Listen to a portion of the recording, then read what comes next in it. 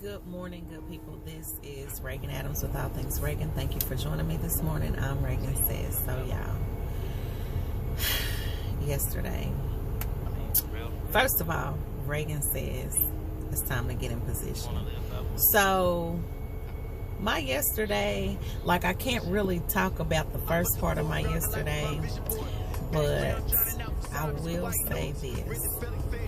That, and this is just my message to you, and this is what I'm going to kind of piggyback off of. Anything that you can think of that has gone wrong in your life in 2019, or even before that, but up to this point, God is getting ready to turn it all around.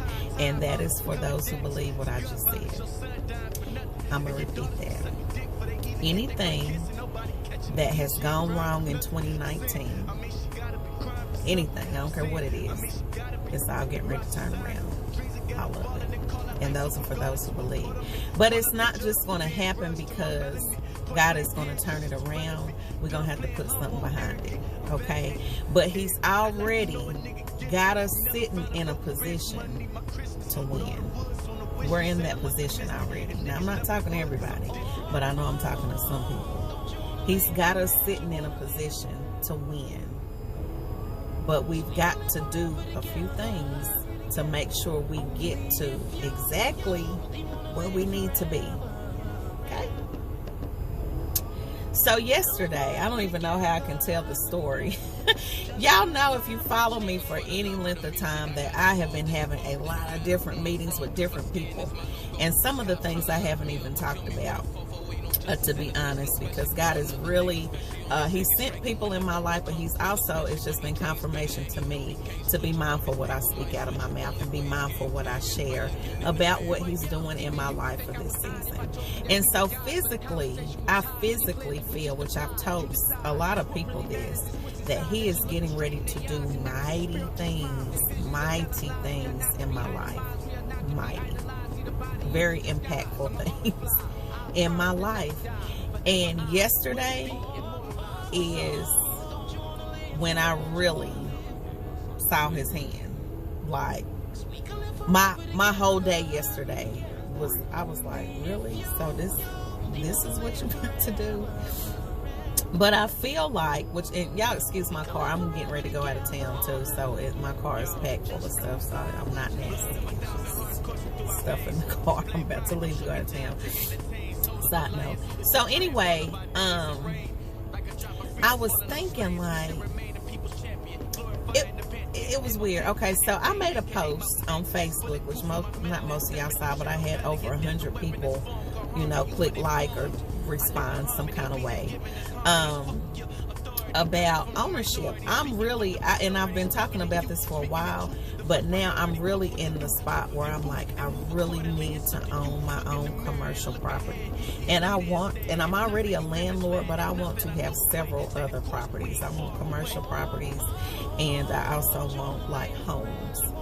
And I said I'm definitely getting ready to start really tackling down on my credit and disciplining myself, because that's been a problem for me, is discipline. I like to have what I want, when I want it, how I want it, and I don't wait for it. And I know that's not, I can't keep doing that. So I've already, mentally, I've been preparing to do certain things.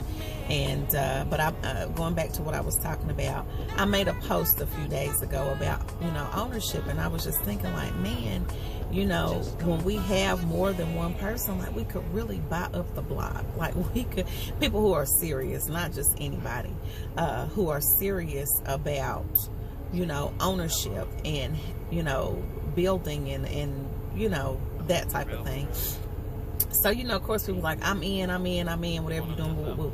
And I did have a few people actually inbox me and say, whatever you're doing, don't leave without me. Like, I want in for real. We need to sit down and have a meeting, blah, blah, blah, blah. So what I did is I actually scheduled some meetings to talk to people about ownership. And so I'm going to be meeting for a while up until next week. I have a lot of meetings next week. But I got one particular message yesterday, and I don't know how to say, because I'm saying I'm not really going to talk about it. I am, but I'm not. Just to tell you about God, because this is not about me. This is that. Listen, anything, I'm going to say this one time, and I'm really not, but I'm saying it one time today, and I'll probably say it more. Anything good that comes from me or in my house or in my life is all because of God. God, Jesus is his son. Because, you know, everybody be like, I thank God. What God you talking about? We're talking about Jesus. Jesus, Jesus, Jesus. Anything that happens good in my life is from him. Okay, so he gets all the glory, the honor, praise, all that good stuff. It's all him. Okay, so got an inbox from somebody, and they saw my post and offered me something, and I was like, okay, and I had to go back and double check. Now Loretta, y'all listen, Loretta, that's my girl. I tell you, I just met her, but she has shown me the art of making sure everybody's on the same page. So the person offered me something, and I was like, okay, so I know what you said with this, and thank you for that, but I'm talking about like ongoing. What is this going to be?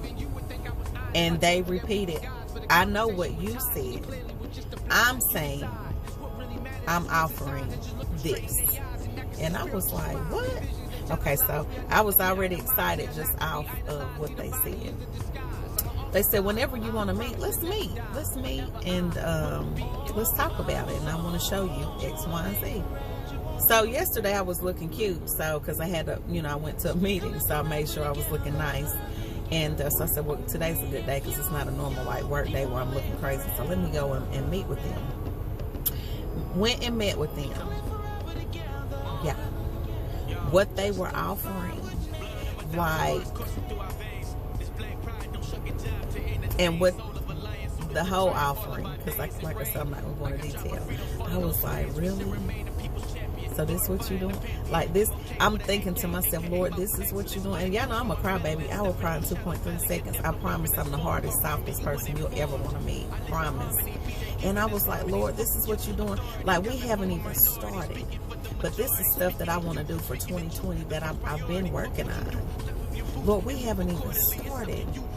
And you offering this already? So I was like, okay, cool. Sat down and talked to the person. And I know it was God. I know it was God because of the conversation. The person not only offered me a wonderful something. Wonderful. Couldn't have made it better if I did it myself. They had experienced the exact same thing that I'm going through right now. The exact same thing.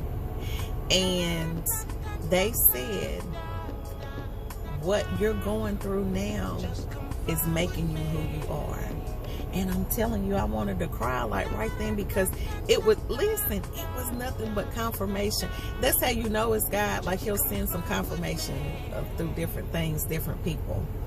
And they said it's making you the person that you are now. And I was like, okay, cool. So after that meeting, got this big thing out the way. Very excited about that. Went to the meeting, and listen, people in Knoxville, and I don't even know how to say it. I'm just gonna say it and let it fall where it falls. So we have some people in Knoxville, and this is in life, but I'm just talking Knoxville because that's where I live. The mindset here is very poverty minded. It's extremely poverty minded, and I can understand it to a degree only because we only go with what we're shown, what we know. So I'm gonna kind of stop the story right there. Kennedy was talking about some people in her class going to juvenile yesterday, because one of the girls in her class, mind you, my daughter is 11 and in the 6th grade, okay? One of the girls in her class went to juvenile because she was drinking. And I think she probably got held back too because she's a little bit older than Kennedy. Okay, that's number one. Some other guys were smoking weed. They got sent off. Okay, so I was at, we have conversations. So I'm like, Kenny, where do these people, kids get? They're like, from home. They got the drink from home. They got the weed from home. Their mama, their daddy, and her daddy's gone, blah, blah, blah. So the home situation, because it starts at home. A lot of this stuff starts at home, okay? Most of it starts at home, from what you see. So if we're starting there with kids drinking and kids smoking, and they're getting it from their parents or lack thereof in the household, the mindset as you grow, if you continue to see your mother, or there's generations of food stamps, and not saying anything about food stamps, definitely not, but there is a generational thing. If you take your kid to your food stamp appointment, or you've been taken to the food stamp appointment, or you've been shown how to live a life of welfare and be on a voucher, definitely, again, not speaking against that. But at some point, when do you want to come out of that? Some point, when do you always have to depend on the system to take care of you? When can you come into home ownership? When can you come into living above the poverty level? When do you come above living under that generational curse of poverty? When does that happen? And I know it doesn't happen for everybody, because if you're so used to seeing this is how it is, then you don't know that you can buy a home and pay less money than what you would pay for rent. Or not. And I guess for me, I don't always want to be the one that is depending on somebody to take care of them. But I know it can be a comfort spot for a lot of people, especially if that's how you were raised. But I guess for my mindset right now, I want to be in the position to be able to have that conversation to say, hey, you don't have to live like this. There's so much more out here in the world that we can have, and so much that we can do and be, that we don't have to live like this. In the meeting that I was at, I'm telling you, I really rode around. I took my daughter to get her hair done, and I had to pick her up. And when I was riding around, because her hairdresser is close to our house, and when I was riding around, I was like, all I could do was say, thank you, Lord. Because he had literally, if he had told me that where I live right now would be a prime location to what's getting ready to take place, I would not have believed him. I would not. And I'm telling you, it's not even in the development where, for the meeting I went to, it's not even just that development, but it's also on the other side of my house, down the street, around the corner. And I'm like, Lord, like, I just literally drove around in my car last night before I went to pick up Kennedy, and I was like, thank you, Lord. Thank you. And I don't know if you've ever been in a position where you can physically feel like God is really getting ready to move. Like, you don't see all the pieces, but you just know. Like yesterday, it just clicked for me. Let me tell you, people of Knoxville, because I know I'm a little bit all over the place, only because my day yesterday was like, even I woke up this morning just like in a awesome mood. Yesterday, I was in the best of moods, but I have been here recently anyway. But people of Knoxville, especially if you live in East Knoxville or Northeast Knoxville, listen. They are building, they are tearing down East Knoxville, and they are building it up. And the property value, and I can't stress this enough, like I cannot stress this enough to you. The property value in and around that area, East, Northeast Knoxville, Park Ridge area, it's already taking place. Listen to what I'm saying. homes that were once like, and I may be off on my calculations, but I don't really think so. Homes that were between like $25,000, $50,000, $60,000 are now worth over $500,000 in that area, and this is East Knoxville. If you don't believe me, go look up Park Ridge. Okay, and if you're going to purchase a home, I know everybody's talking about moving out west. I got it. Even if you don't want to move in East Knoxville, now is the time. Listen to what I'm saying. Now is the time to get your credit together. Now is the time to buy some things in East Knoxville, Northeast Knoxville, North Knoxville, and be a landlord. Create generational wealth. Own homes. Listen, there is power in ownership. There's power in ownership. Now, if you want to be that one that's going to work 9 to 5 every day, busting your hump, and just living normal, I mean, not normal, but just to have enough and waiting on your income tax check every month, and I'm not talking bad about you. If that is what you are comfortable with, I'm not talking to you.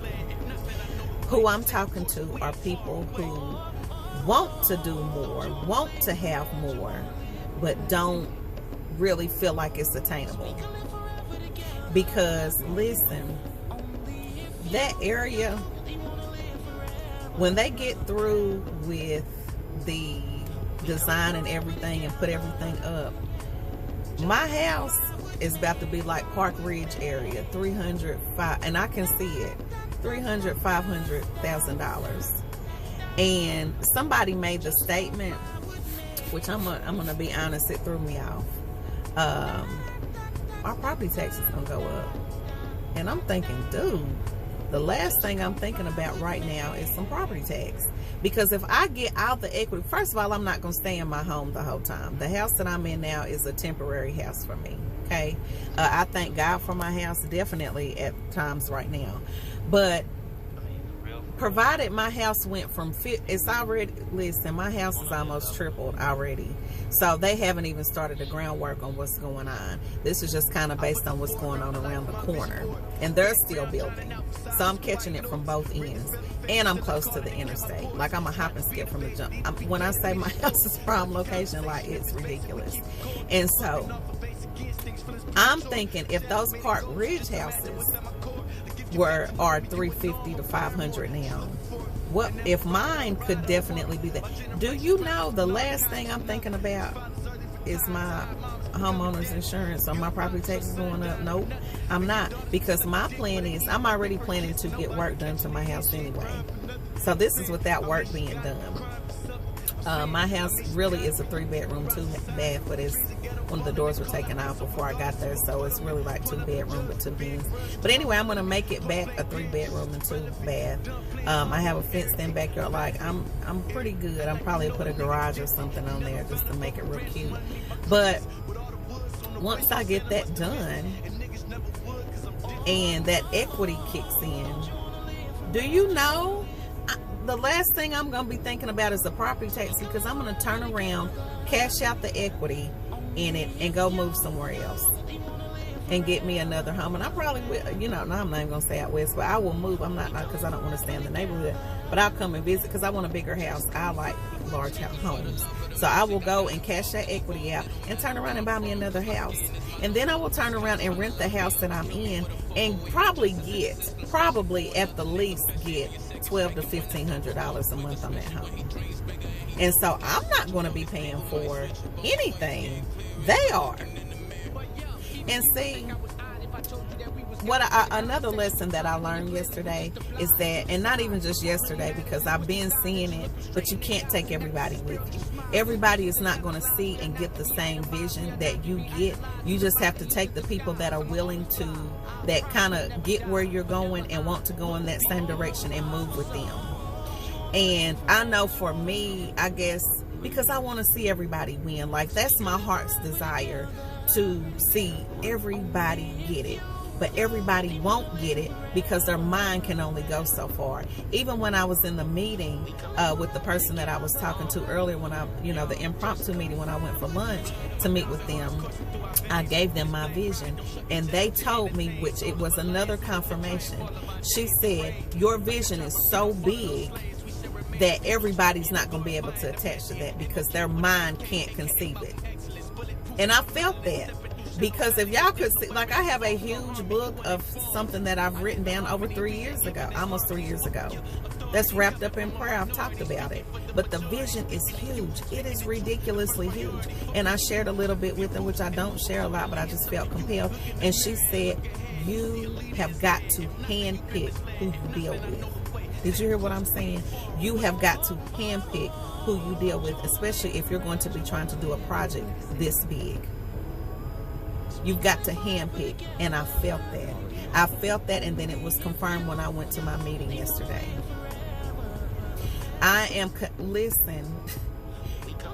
When I say my eyes were like, it was like something was taken off of my eyes and I was able to see, and I just really believe that was the prayer that we prayed on Wednesday. Church was so good. Sister Patsy did an awesome job. But it was just like the veil or something was taken off of my eyes, and I prayed for wisdom.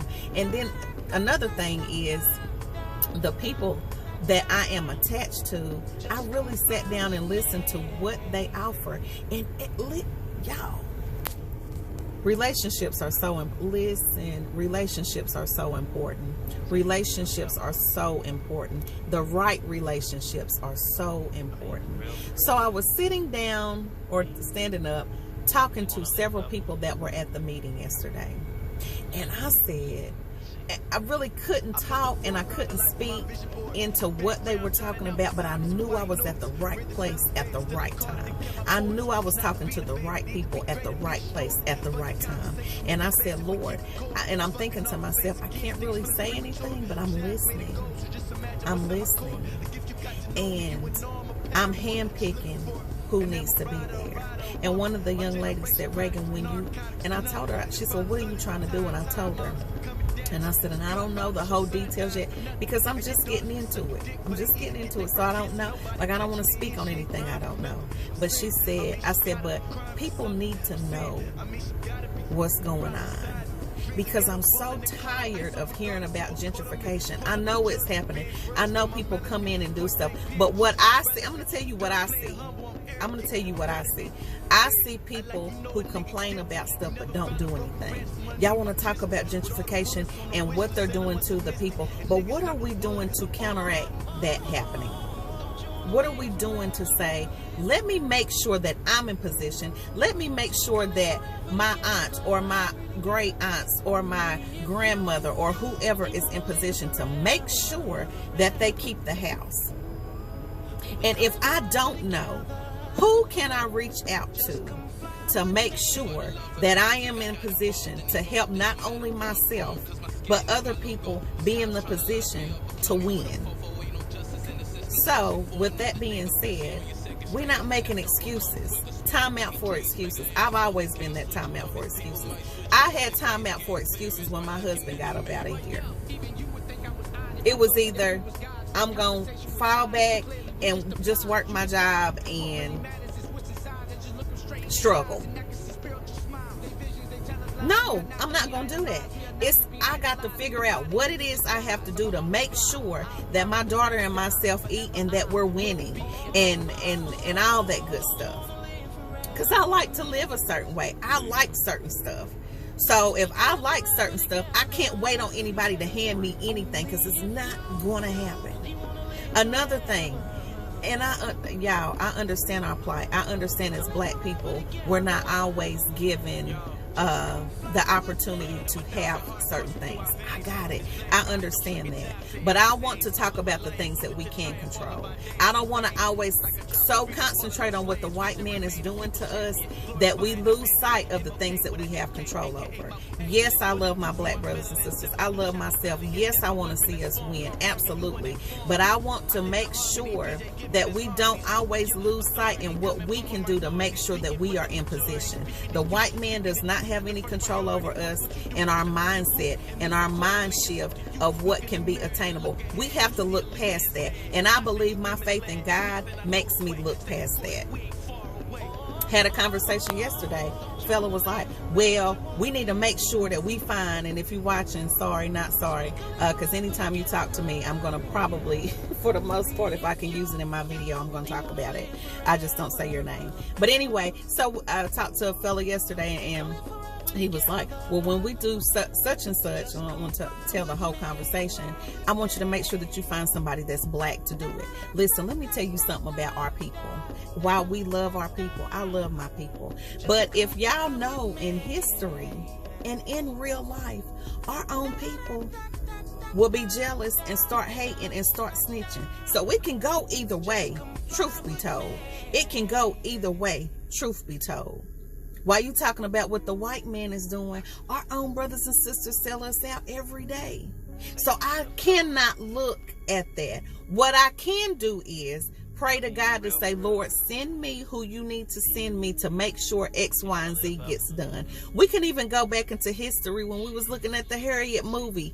This is just the movie, not necessarily the, you know, what was going on. But we can do both, the movie and history. Our white people aren't bad. There were some whites that helped Harriet get to where she got to. She wouldn't have been able to do certain things if some white folks didn't help her. Every white man is not racist.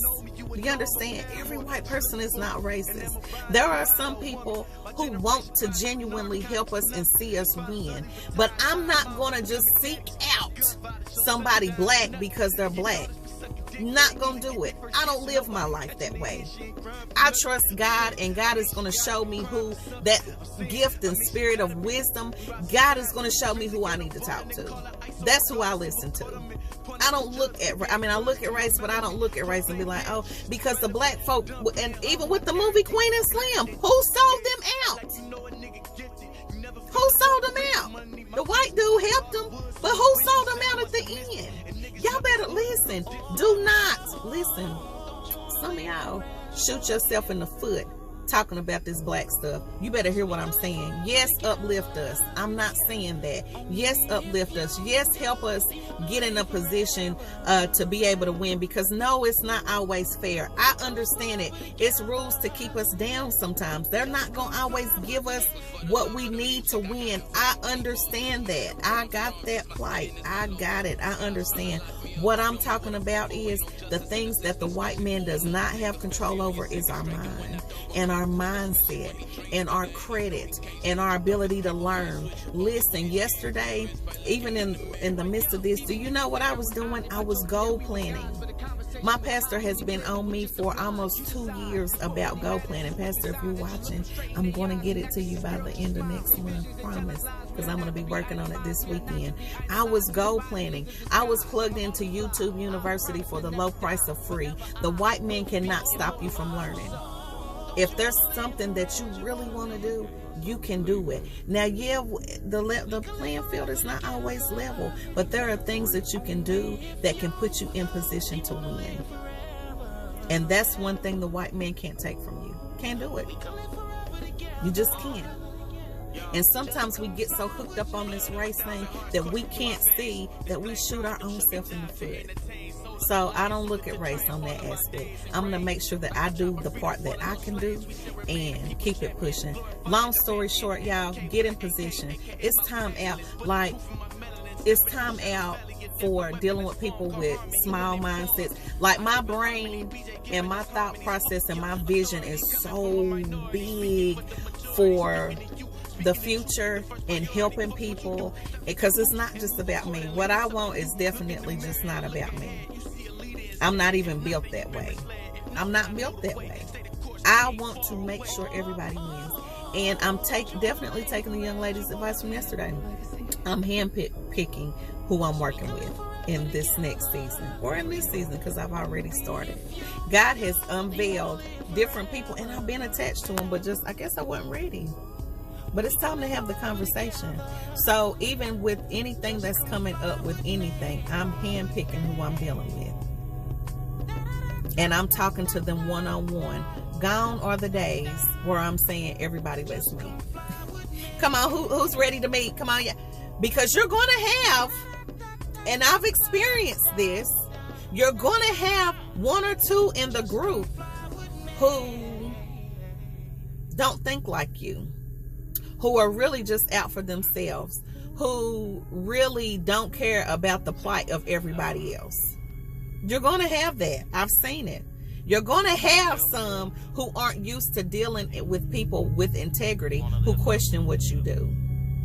You're going to have some that are greedy, who are always looking for money. And the concept for me, money will come.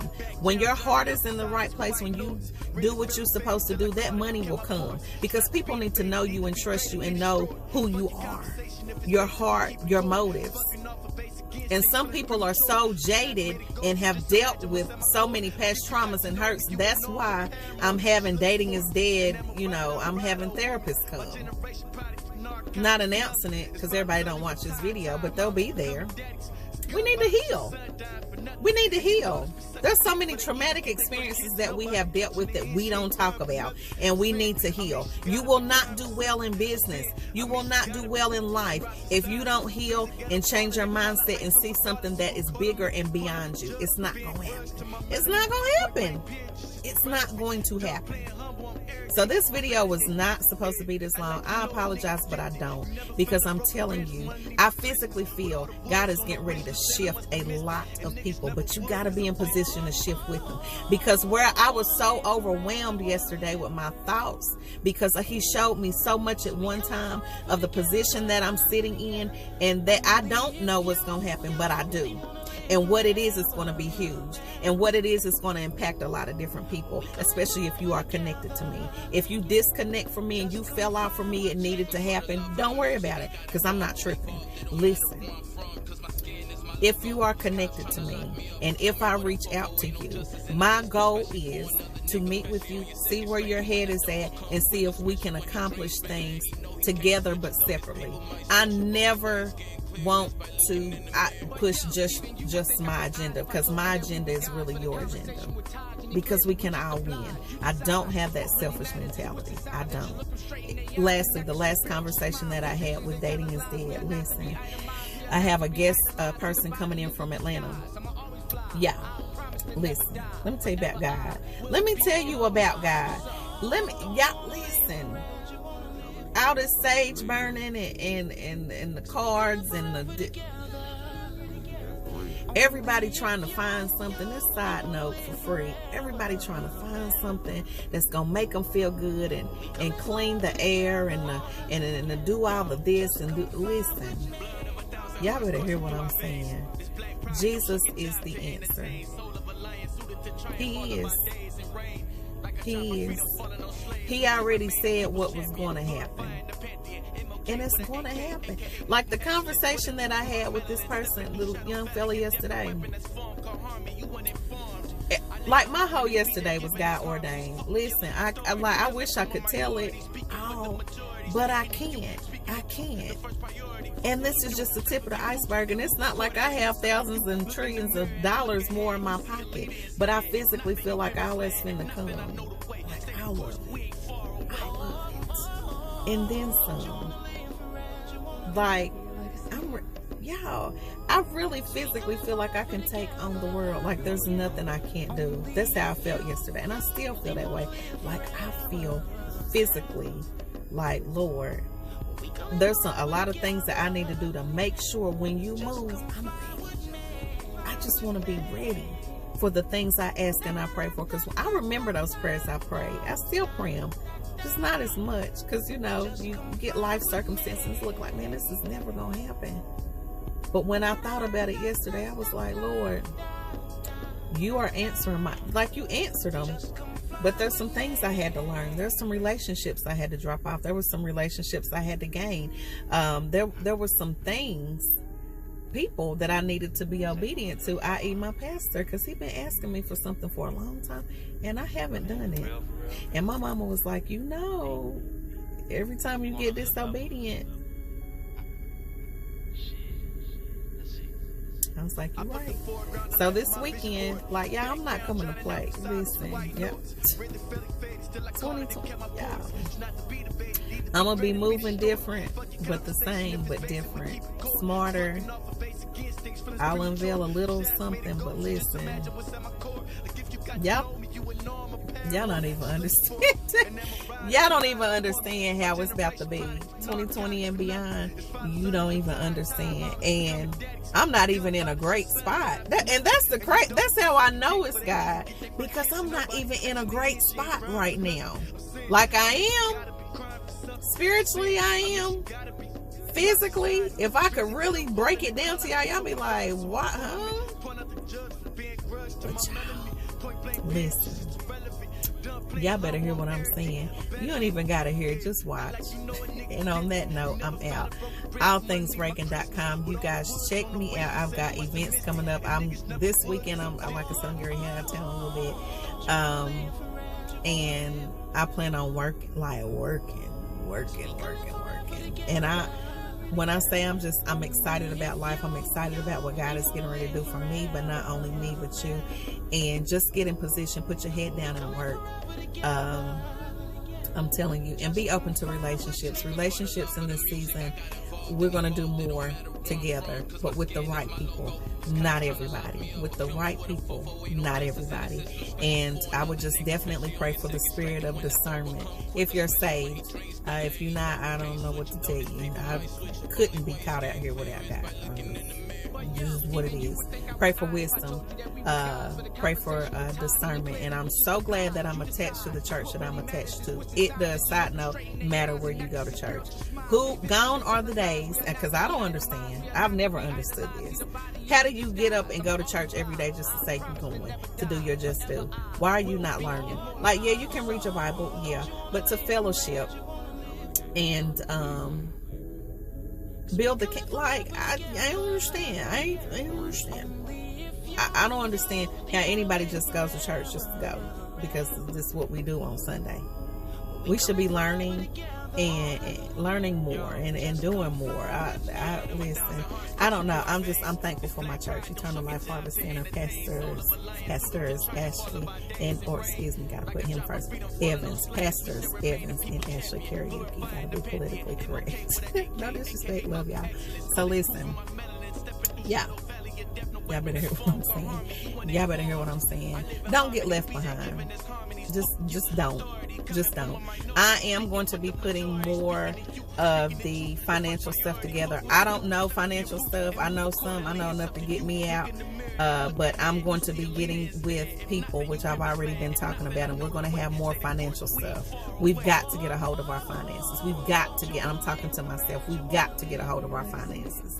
We've got to get a hold of our finances. We've got to save. We've got to invest. We need to let our money work for us, and we can do it. We can do it, but we need information. And not only with information, we need implementation. Once we get the information, we got to be ready to move. Now, I know everybody's getting excited because it's 2020. We coming into a new year. Yeah. However, we've got to get the information and move into implementation. Because when God comes in, we got to be ready. You don't want to be scrambling around. I'm talking to myself. Listen, trust me. I'm talking to myself. So this weekend, y'all, I'm looking forward to great meals, because I love we're going to South Carolina. Honey, this is home away from home for me. And I get to see my people, but then also I get to decompress, relax, eat real good, and work. And like, I'm mentally ready to work. Mentally ready to compartmentalize everything, organize everything, and work. And I'm about to start reaching out to some of y'all. If you're with me, you're with me. But I am going to be handpicking everybody I deal with from here on out.